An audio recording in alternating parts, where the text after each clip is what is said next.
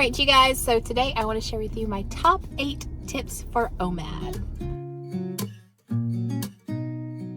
So the first thing I've learned is to stay flexible with my dieting. I would say definitely go with the intent of doing OMAD every day. I would set my bar so that 3 days a week of doing OMAD I'm good with. That way I don't feel so constricted, like if I don't do it for one day, I fail, and then just gradually build up from there. Especially since I've been dealing with this dizziness and brain fog, if I find myself like, okay, I'm gonna let myself eat a second meal, I try to give myself that flexibility so I don't feel so bad, and then just gradually bring it in. And the reason is because to go from eating whatever we want and then going to strict OMAD, I realize is a complete shock to your body, because your body's used to getting all of these nutrients, all of this food, all of these fluids all throughout the day, and then to switch it to OMAD is like a big shock. So I really like this gradual pace I'm going at. I'm not losing as much weight, but I like it because it feels better for my body.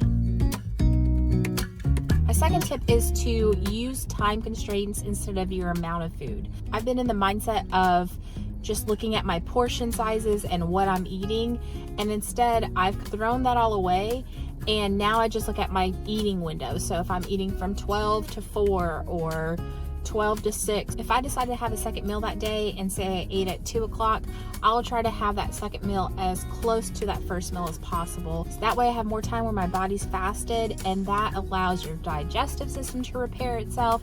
It allows your body to kind of clear everything out, and that's one of the reasons why I love OMAD so much. I feel lighter. My body's finally able to like process all of this food I'm eating. When I'm normally eating all throughout the day, I often feel like just heavy and just sluggish because my body's constantly trying to digest this food. Okay, tip number 3. This is probably my favorite and most exciting tip. Once you start doing OMAD, you will start becoming fat adapted.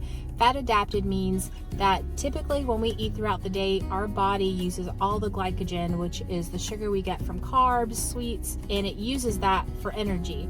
Fat adapted means your body is not getting all of that sugar to use for energy, so it switches to fat. And it takes about 4 weeks to get there. So it's gonna take a little bit longer with me because I'm gradually working in my OMAD diet. I think by week 8, hopefully I'll be fat adapted. The fat's just gonna start falling off. Your body's gonna be using all of this fat for fuel. Tip number 4.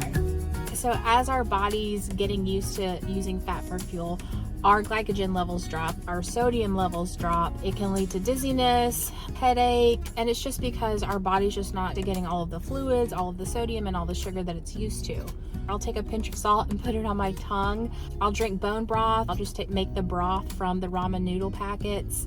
That helps me keep my sodium level up, and as soon as I have that sodium, I feel so much better. I can think so much clearer. Tip number 5 is having electrolytes. We're not getting all of these electrolytes from all this food that we're normally eating, so I invested in a really good electrolyte. I will post the link to it down below, and I will drink that in the morning, and then I'll have my bone broth or my ramen noodle broth in the evening. Tip number 6 is drinking more water. As we're not eating so much and drinking so much, we're not replenishing all of these fluids, so really drinking more water is super important so that we don't lower our blood volume, and that's where like that weakness and fatigue comes from. All right, tip number 7 is to not have your meal in the morning.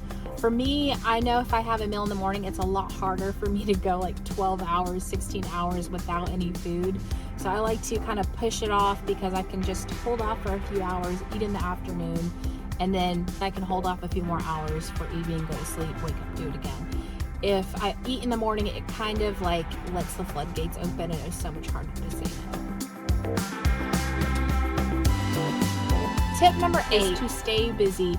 If I am lounging around, not really doing anything, it is just way too hard to say no. It's just so easy to want to find something delicious to eat. So when I'm at work all day, it's easy to just like stop, have my meal, come home, stay busy, picking up around the house, whatever, and then chill, go to bed. The biggest thing is really just like staying flexible and gradually increasing the amount of times I do OMAD a week. And every time I do have 2 meals a day or 3 meals a day, I always feel terrible the next day, and I'm like, man, I wish I would have done OMAD the day before. My stomach's emptied out. It just feels so much better in my digestive system. So I'm getting to where I'm having OMAD more often. But we are going to the beach, so I don't plan on doing OMAD then.